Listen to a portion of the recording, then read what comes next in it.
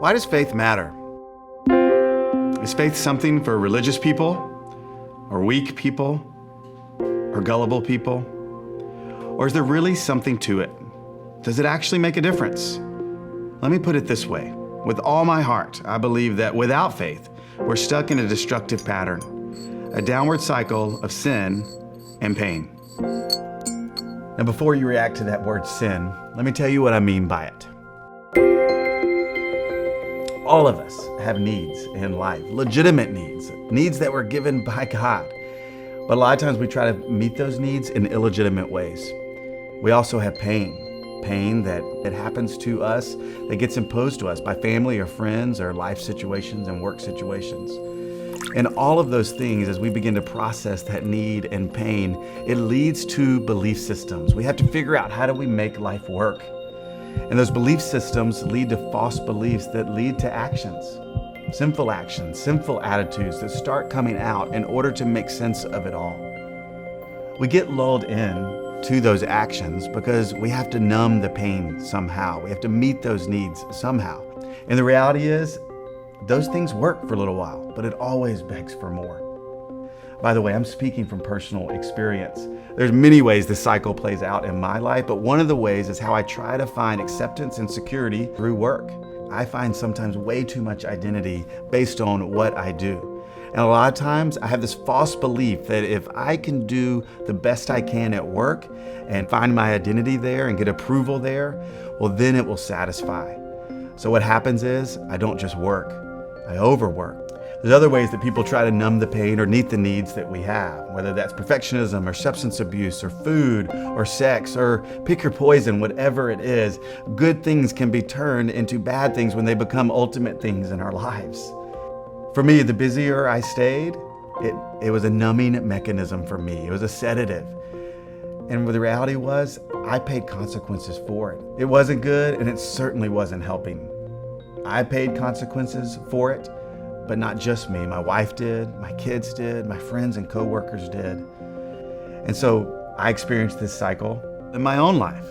The need of it all led to false beliefs, which expressed themselves in sinful actions, bringing temporary satisfaction that always begs for more, which brought guilt and shame, which led to even more pain, and the cycle goes on and on and on. Can you relate? Can you picture your own heart in the cycle? How do we break the cycle? The answer is we can't, but Jesus can. And the reality is he already has. Here's what God offers to those who are willing to admit that they need him. He comes to us in order to be able to truly satisfy us. It reminds me of a passage in the Bible, Ephesians 2, 8, and 9. For by grace you've been saved through faith, and this is not of your own doing. It's a gift. It's a gift from God, not a result of works, so that no one may boast. For we are his workmanship, created in Christ Jesus for good works, which God prepared before him that we should walk in them. It's by grace that God offers us out of the cycle. It's a free gift. It's getting what you do not deserve. It's not based on your performance and how well you can hold it together. It's based on Jesus' performance on our behalf. But there is a part we play. It's how we respond, and how we respond to this gift that God offers us. Can we admit that we need him? Can we turn from trying to meet our needs in our own way and heal the pain on our own terms?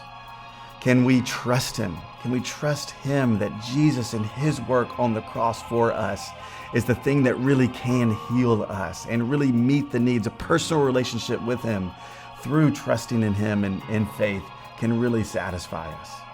And can we follow him? Can we begin to surrender and lay down our own ways and our own patterns and our own cycles and begin to go, God, what are your ways? What are the ways? You are the creator. We are the created. How do I follow you and find life on this earth? There's two things that happen when we trust in Jesus and put our faith in his work on our behalf and his opinion about who we are. The first thing is he takes out our sin and forgives our sin. He continually forgives our sin. But he doesn't just do that.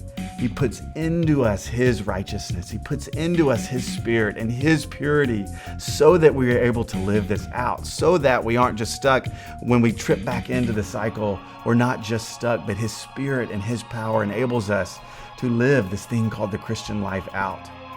All of us are at different places in our spiritual journey. I simply ask, are you ready to follow Him now? If so, turn to Him, talk to God, and simply express the desires of your heart, that you want to trust His grace to break out of the cycle and live differently.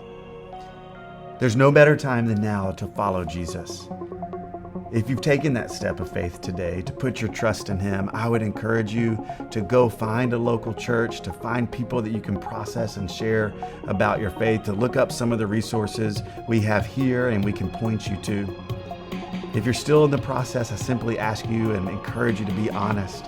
Be honest about the needs and pains that you have right now and begin to talk to God about them. We are so grateful here at Family Life to be able to come alongside you in your spiritual journey and explore why faith matters.